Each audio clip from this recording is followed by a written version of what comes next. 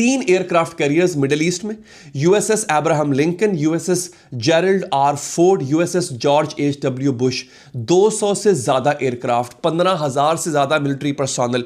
US Central Command ने खुद यह अनाउंस किया कि डेकेड्स में, दहाइयों में पहली बार 3 कैरियर्स एक साथ। और फिर पेंटागन ने कहा है यूएस मिलिट्री ईरान में कॉम्बैट ऑपरेशंस के लिए तैयार है उस स्केल पे जो अभी तक किसी ने देखा नहीं है। इसमें वो सब कुछ भी, यानी वो सब कुछ हम डिग्रेड और डिस्ट्रॉय करना शामिल है जो ईरान के पास है।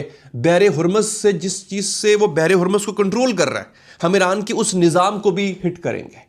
Radar, communication, munitions, mines, boats, command and control centre, हम सब तबाह करेंगे। और ये थ्रेटनिंग, ये अनाउंस किया उन्होंने।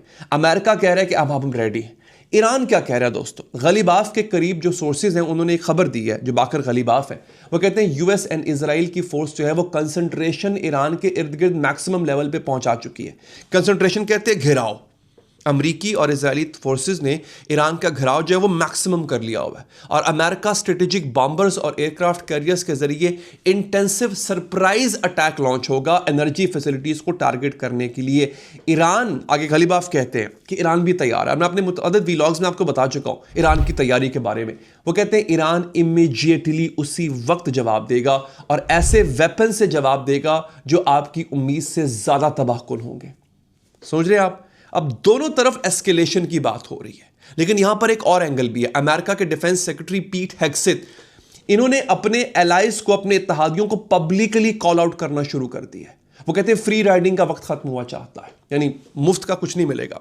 अमेरिका और फ्री वर्ल्ड को ऐसे एलाइज चाहिए हैं जो केपेबल हों, जो लायक हों, जो लॉयल हों, वफादार हों, और समझें कि अलायंस वन वे स्ट्रीट नहीं होती है। जो इत्तेहाद होता है वो एक जग तरफा नहीं होता, आपको भी कुछ देना पड़ता है। ये स्टेटमेंट क्यों आई है? अब जरा सोचिए इसके पीछे। क्योंकि अमेरिका अपने इत्तेहादियों से सपोर्ट मांग मांग के थक गया और मिल नहीं रहा।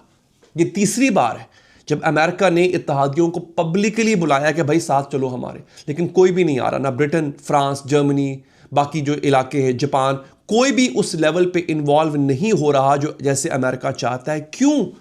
क्योंकि सब जानते हैं कि ये मेस, ये बखेड़ा अमेरिका और इजराइल ने खुद क्रिएट किया है और इस मेस का कोई सोल्यूशन नहीं है, सिर्फ सिवाय एस्केलेशन के, सिवाय जंग के बढ़ाने के।